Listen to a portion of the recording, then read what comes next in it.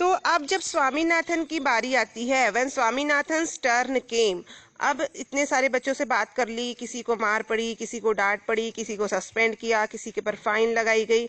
अब स्वामीनाथन की बारी आ जाती है। ही लुक्ड अराउंड हेल्पलेसली, और वो बच्चा चारों तरफ एकदम हेल्पलेसली, मतलब उसको ऐसा लगता है मेरी कोई मदद नहीं करने वाला है, और वो चारों तरफ देखने लगता है। राजम set on the third bench in front, और स्वामीनाथन के सामने वाले बेंच पे, तीसरे बेंच पे राजम नाम का एक बच्चा बैठा हुआ है। एंड रिसोल्यूटली लुक्ड अवे, और लगातार वो दूर तरफ ऐसे देख रहा है। He was gazing at the blackboard intently, और वो राजम जो है वो डर के मारे लगातार ब्लैक बोर्ड की तरफ देख रहा है। But at the back of his head and the pink ears were visible to Swaminathan, परंतु राजम का जो सर का पीछे का हिस्सा है वो, और उसके पिंक ईयर्स यानी गुलाबी कान, मतलब कान को मरोड़ दिया गया है टीचर के द्वारा। टीचर ने उसके कानों को मरोड़ दिया, राजम के कान को, और उसके कारण से वो जो है उसके कान पिंक हो गए हैं, बिल्कुल लाल पड़ गए हैं, गुलाबी पड़ गए हैं, और वो कान स्वामीनाथन पीछे से देख रहा है, और स्वामीनाथन डर गया है उसके कानों को देखकर। It was an intolerable site, और ये जो साइट है, ये नज़ारा है, पिंक ईयर्स जो हैं वो इनटॉलरेबल हो रहा है स्वामीनाथन के लिए। वो देख नहीं पा रहा है डर के कारण। छोटा बच्चा है, वो डर गया है। Swaminathan was in acute suspense lest that head should turn off and fix its eyes on his. He felt that he would drop from the desk to the floor if that happened. अब स्वामीनाथन इतना डर गया और इतना suspense में है कि वो सोच रहा है कि इसका जो सर है वो, उसकी आंखें कहीं उसके पास ना आ जाए, मतलब इतना डरा हुआ है कि उसकी आंखें उसके सर में ना लग जाए जाके, इतना लगातार वो देख रहा है। या फिर उसको ऐसा लग रहा है कि कहीं वो डेस्क से जमीन पर ना गिर जाए। अगर उसके साथ भी ये हुआ, उसके भी कान मरोड़े गए, उसको भी मारा पीटा गया, तो वो ये सोच रहा है कि कहीं मैं जमीन पर ना गिर जाऊं। The pink ears 3 benches off made him incapable of speech. और उसके सामने 3 बेंच सामने जो पिंक ईयर्स थे वो उसको इनकैपेबल ऑफ स्पीच कर दे रहे हैं, मतलब वो बोलने के लायक नहीं रह रहा है, वो डर के कारण बोल नहीं पा रहा है। If only somebody would put a blackboard between his eyes and those pink ears. अब वो क्या सोच रहा है कि काश उसके वो जो पिंक ईयर्स दिख रहे हैं, मरोड़े हुए जो कान पड़ गए हैं, लाल पिंक पड़ गए हैं, गुलाबी, वो कान और स्वामीनाथन के बीच में काश कोई ब्लैक बोर्ड रख देता तो वो बच्चा उसको दिखाई नहीं देता। He was deaf to the question that the headmaster was putting to him. A rap on his body from the headmaster's cane brought him to himself. Why did you keep away yesterday? Asked the headmaster, looking up. Swaminathan's first impulse was to protest that he had never been absent. But the attendance register was there. No, I was stoned. I tried to come, but they took away my cap and burnt it. Many strong men held me down when I tried to come. When a great man is sent to gaol.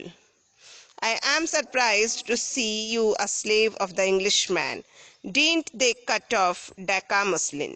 Slaves of slaves. These were some of the disjointed explanations which streamed into his head and which even at that moment he was discreet enough not to express. He had wanted to mention a headache, but he found on his distress that others beside him had one. The headmaster shouted, "Won't you open your mouth?" He brought the cane sharply down on Swaminathan's right shoulder. Swaminathan kept staring at the headmaster with tearful eyes, massaging with his left hand the spot where the cane laid. "I'll kill you if you keep on staring without answering my question," cried the headmaster. Now, look what happened. He was deaf to the question that the headmaster was putting to him. अब स्वामीनाथन की बारी आ गई है। स्वामीनाथन बहुत डरा हुआ है। अब जब हेडमास्टर उसके पास आता है और हेडमास्टर उससे प्रश्न पूछता है तो उस प्रश्न के लिए स्वामीनाथन बहरा हो गया है, मतलब उनके प्रश्न को नहीं सुन रहा है। A rap on his body from the headmaster's cane brought him to himself. अब जब स्वामीनाथन बात नहीं सुनता हेडमास्टर की, तब क्या होता है, एक छड़ी पड़ती है स्वामीनाथन के शरीर पे, कस के जोर से, हेडमास्टर की तरफ से कस के एक छड़ी से उसको पीटा जाता है। Why did you keep away yesterday? अब गुस्से में हेडमास्टर पूछ रहे हैं कि क्यों नहीं आए थे कल, तुम कहाँ चले गए थे? आज द हेडमास्टर लुकिंग अप, ऊपर देखते हुए। ऊपर क्यों देखता है हेडमास्टर? क्योंकि स्वामीनाथन जो है वो बेंच के ऊपर खड़ा हुआ है। तो हेडमास्टर उसको छड़ी से मारता है और काफी गुस्से में पूछते हैं कि तुम क्यों नहीं आए थे? Swaminathan's first impulse was to protest that he had never been absent. तो स्वामीनाथन पहले तो मन में ये सोचता है कि मैं कह दूं कि मैं एब्सेंट नहीं था और मतलब झूठ बोल जाऊं, परंतु अटेंडेंस रजिस्टर था वहां पे, but the attendance register was there, पर वहां पे अटेंडेंस रजिस्टर था और अटेंडेंस रजिस्टर में उसका एब्सेंट चढ़ा था, तो वो झूठ भी नहीं बोल सकता था। No no I was stoned. अब कुछ चीजें हैं जो स्वामीनाथन के दिमाग में चल रही हैं। ये कहानी जो हम पढ़ रहे हैं ये एक नॉवेल में से ली हुई कहानी है। ये क्लास का सीन है। इसके पहले काफी कुछ हुआ है, इसके बाद काफी कुछ हुआ है। बस क्लास का एक सीन है जो हमको पाठ में डाला गया है। तो कुछ ऐसे सिचुएशन में फंसा था स्वामीनाथन और इसके साथ और भी बच्चे, जिस सिचुएशन को ये लोग क्लास में बता नहीं पा रहे हैं कि किस कारण से ये लोग स्कूल नहीं आए थे। अब वो सोच रहा है, क्या सोच रहा है मन में? No no I was stoned, नहीं नहीं मुझे मारा गया, मेरे पर पत्थर फेंके गए। आई ट्राई टू कम, मैं आने की कोशिश कर रहा था, but they took away my cap and burnt it, परंतु उन लोगों ने मेरी कैप निकाल ली, टोपी निकाल ली और उसको जला दिया। स्वतंत्रता के पहले की बात है, लोग जेल जाते थे, प्रोटेस्ट करते थे, अंग्रेजों के खिलाफ आंदोलन होते थे, कई बार हिंदू मुस्लिम लड़ते थे, आपस में लड़ाइयाँ होती थी, फिर कभी अंग्रेज मारने आ जाते थे, कई सारी सिचुएशंस ऐसी होती थी। तो वैसी ही किसी सिचुएशन में ये बच्चे फंसे हुए थे और ये किसी रॉयट का हिस्सा बन गए थे, लड़ाई झगड़े वाली जगह का हिस्सा बन गए थे और वहां फंस गए थे ये बच्चे। इसकी टोपी को निकाल लिया गया, जला दिया गया। Many strong man held me down when I tried to come. फिर बता रहा है जब मैं स्कूल आने की कोशिश, बता नहीं रहा है, सोच रहा है ये कि जब मैं स्कूल आने की कोशिश कर रहा था तो बहुत सारे स्ट्रॉन्ग मैन, ताकतवर आदमी लोगों ने मुझे कस के पकड़ के रखा था। When a great man is sent to gaol, और तभी एक ग्रेट मैन जो है वो गोल की तरफ जा रहे थे, मतलब आधी आधी कुछ वो कुछ अपना काम करने जा रहे थे। वहाँ पे भीड़ थी, वहाँ बच्चे थे, वहाँ मार पीटाई चल रही थी, लड़ाई झगड़े हो रहे थे और वहाँ बच्चों को पकड़ लिया गया था। I am surprise to see you a slave of the English man. फिर उसके बाद में वो उसके दिमाग में ये चल रहा है कि मैं अंग्रेजों का तुमको गुलाम देख के सरप्राइज्ड हूँ। तो वहाँ पे जो भीड़ होगी, वहाँ पे भीड़ में कुछ लोग बोल रहे होंगे कि मतलब तुम स्कूल जा रहे हो, तो स्कूल जाना मतलब अंग्रेजों के स्लेव हो, अंग्रेजों के गुलाम हो। उस समय जो स्कूल होते थे वो अंग्रेजों के होते थे। हिंदुओं के स्कूल अंग्रेजों ने बंद करवा दिए थे, कुछ मुस्लिम्स ने बंद करवा दिए थे। तो जो भी बच्चा स्कूल जाता था उसको अंग्रेज के गुलाम के रूप में देखा जाता था, पढ़ने वालों को। तो इसलिए उन बच्चों को रोका गया था कि वो स्कूल ना जाएं। डींट दे कट ऑफ डेका मुस्लिम स्लेव्स ऑफ स्लेव्स। तो फिर उसके बाद में फिर ये डेका मुस्लिम कोई जाति होगी, तो वो सोच रहा है कि क्या ये लोग और ज़्यादा स्लेव हैं, डेका मुस्लिम जो लोग हैं वो और ज़्यादा स्लेव हैं, और ज़्यादा बड़े दास हैं अंग्रेजों के, और क्या उनको मार दिया जाएगा स्कूल जाने से? और अगर स्कूल में जो टीचर था वो भी अंग्रेज की नौकरी कर रहा था तो वो भी एक तरह से अंग्रेज का गुलाम था।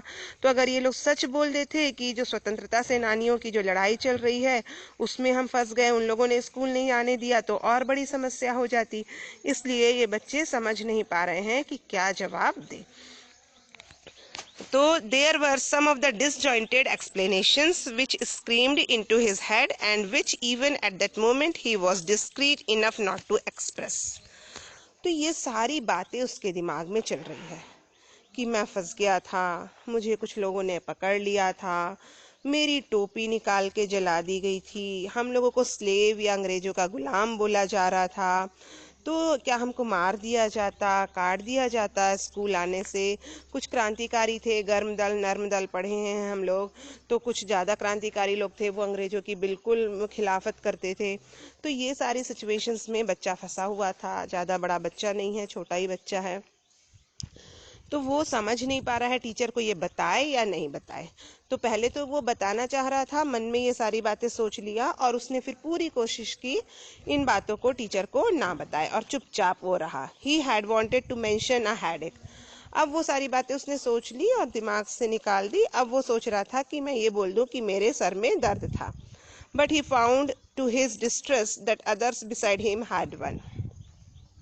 पर उसने देखा, सोचा कि अरे मेरे अलावा भी तो और भी बच्चे बोल चुके हैं सर दर्द के बारे में। फिर अब ये चुप ही है, सब कुछ इसके मन में चल रहा है। The headmaster shouted. फिर हेडमास्टर चिल्लाता है, won't you open your mouth? क्या तुम अपना मुंह नहीं खोलोगे? He brought the cane sharply down on Swaminathan's right shoulder. और फिर उसके बाद डंडे से फिर सीधे कंधे पर, राइट तरफ के कंधे पर, फिर स्वामीनाथन को एक छड़ी से मार पड़ती है। Swaminathan kept staring at the headmaster with tearful eyes। और अब आंखों में आंसू आ गए हैं स्वामीनाथन के, और आंखों में आंसू भरे हुए घूरते हुए स्वामीनाथन हेडमास्टर को देखने लगता है। Massaging with his left hand the spot where the cane laid. और जहाँ पे केन से मारा था, छड़ी से मारा था, उस जगह को अपने बाएं हाथ से वो मसाज करते रहता है, रगड़ते रहता है, ज़्यादा जोर से लगती है तो, और आंखों में गुस्सा लेके, आंसू लेके, और घूरता है हेडमास्टर को। I will kill you if you keep on staring without answering my question, cried the headmaster। उतना ही गुस्सा हेडमास्टर को आ रहा है, और हेडमास्टर क्या बोल रहे हैं कि मैं तुमको मार डालूंगा अगर तुम इसी तरह मेरे को घूरते रहे और मेरे प्रश्न का जवाब नहीं दिया तो। स्वामीनाथन अलग गुस्से में है, वो अलग किसी रॉयट में, किसी लड़ाई झगड़े में फंसा हुआ था, वहाँ की समस्या उसको अलग है, वो क्लास में बोल नहीं पा रहा है, इधर टीचर को जवाब सुनना है कि तुम स्कूल क्यों नहीं आए थे। और ये दोनों तरफ से कश्मकश चल रही है, दोनों गुस्से में है। वो आंखों में आंसू लेके हेडमास्टर को घूर रहा है, और हेडमास्टर बहुत गुस्से में उससे पूछ रहे हैं कि अगर तुमने जवाब नहीं दिया तो मैं तुमको मार डालूंगा।